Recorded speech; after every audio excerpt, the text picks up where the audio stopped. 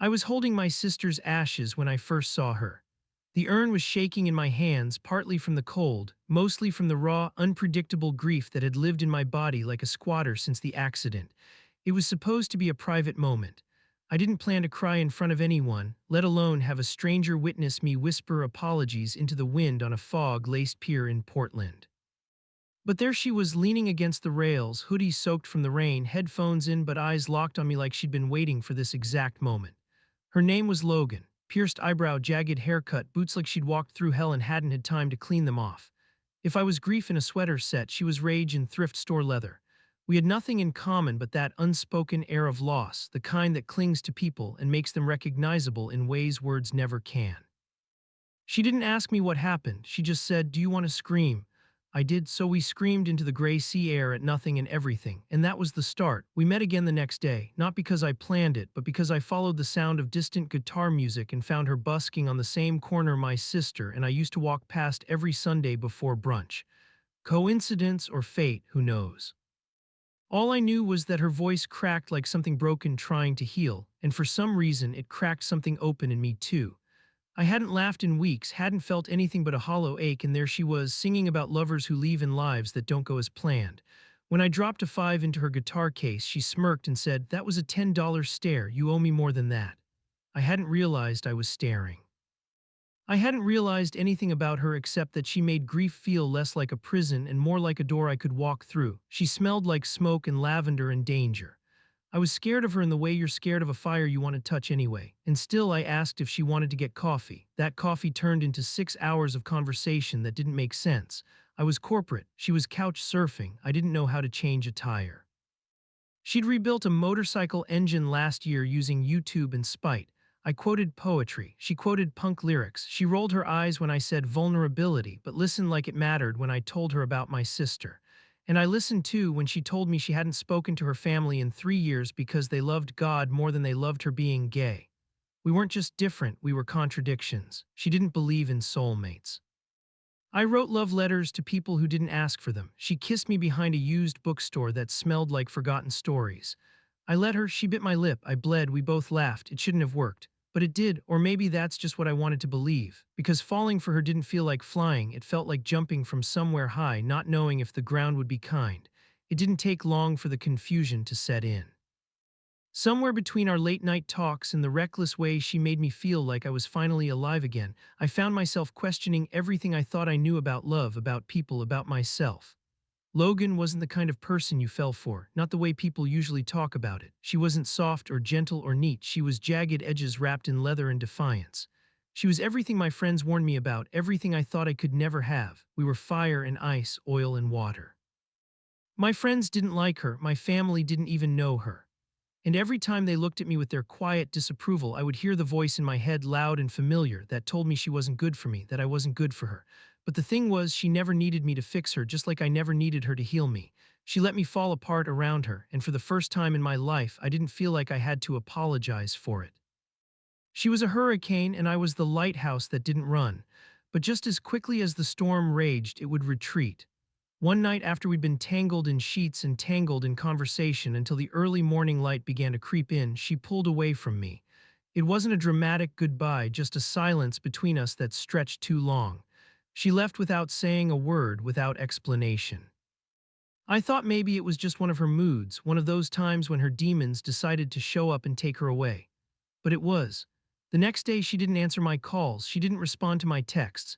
She didn't show up at our favorite diner or the park where we used to sit in the rain, talking about the futures we weren't sure we wanted. A part of me didn't even care. A bigger part, though, was terrified, terrified of what her absence meant, of what it said about me, about us. I wasn't sure if I was chasing her or just the version of myself I'd become in her presence. When she finally did show up again, she was different, tighter like a wound-up spring. No guitar, no humor, just a shadow of the girl I knew. I didn't ask her where she'd been, didn't ask why she was pulling away. I was too afraid that if I did, she might slip away completely. So instead, I held my breath and let her come to me on her terms.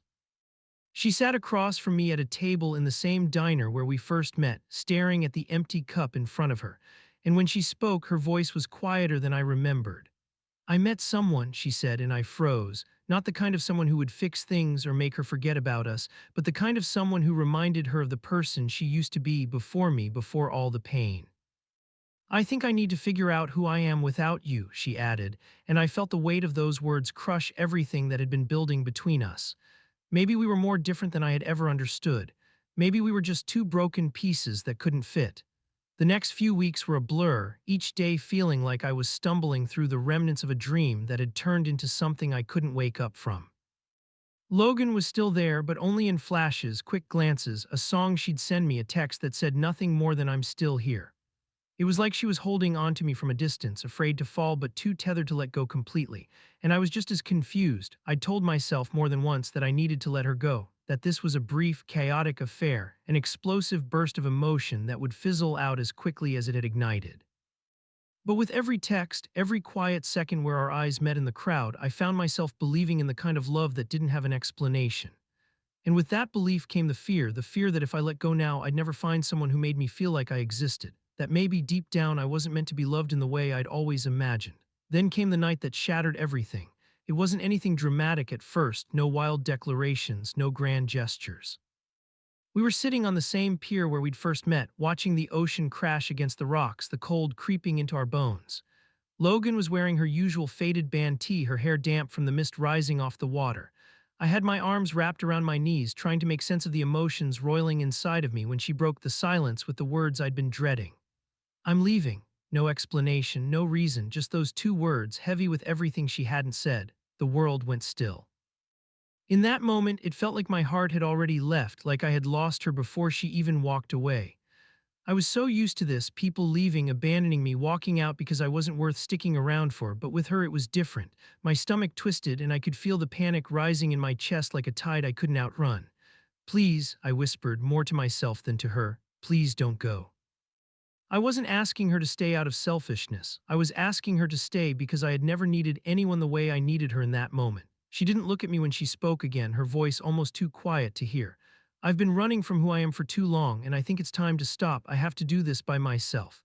I couldn't breathe. The words cut deep, sharper than anything I'd ever felt. Was I part of the problem? Had I made her feel like she had to run? The uncertainty of it all left me grasping for something solid, something that would ground me. "I don't know how to let go," I confessed, my voice cracking under the weight of it all, and that was when she finally turned to face me. There was something raw in her eyes, something that broke me. "You don't have to," she said softly. "You just have to trust that you will."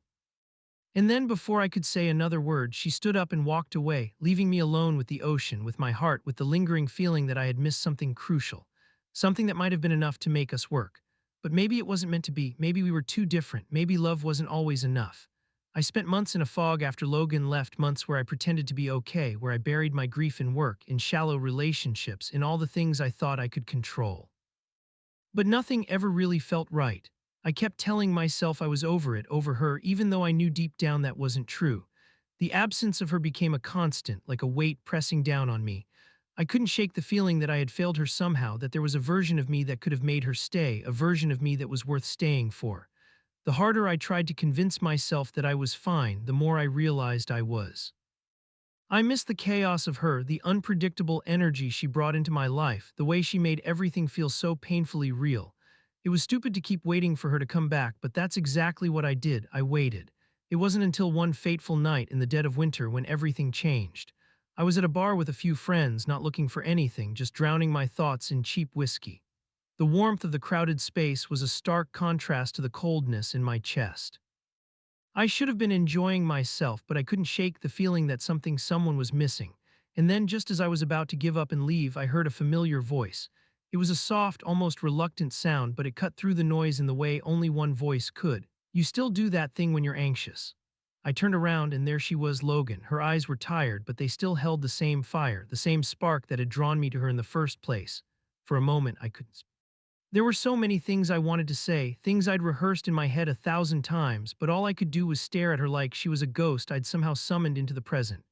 "You're not supposed to be here," I finally managed to say, though it was more of a statement than a question. She shrugged, that same mischievous smile tugging at the corner of her lips.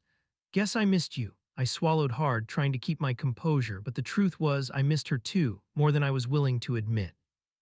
Why now? I asked, my voice trembling despite my attempts to sound casual. She leaned against the bar, eyes meeting mine with an intensity that made my pulse race.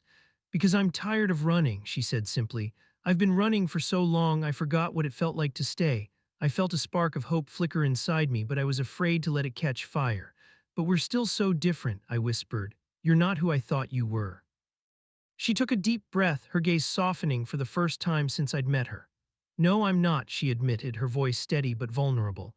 And neither are you, but maybe that's why we should try, because we'll never be the same, but we can still choose each other. And in that moment, I realized that love wasn't about finding someone who fit perfectly into your life. It was about finding someone who made you see the beauty in the cracks, the rawness in the mess.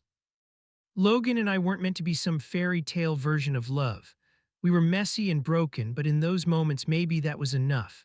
The months that followed felt like a slow unraveling, an unraveling I welcomed despite the uncertainty. Logan and I, we didn't rush into anything, not this time. There were still silences between us, still those quiet, vulnerable moments where we weren't sure what we were doing. But I began to understand that love for us wasn't a grand declaration or a perfect resolution. It was a series of small, fragile moments where we chose to stay even when the world told us we shouldn't.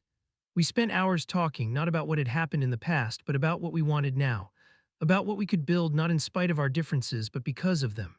She taught me to be braver with my words, to stop hiding behind neat sentences and perfect smiles.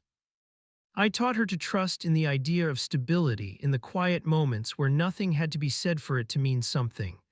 I used to think love was about finding someone who completed me.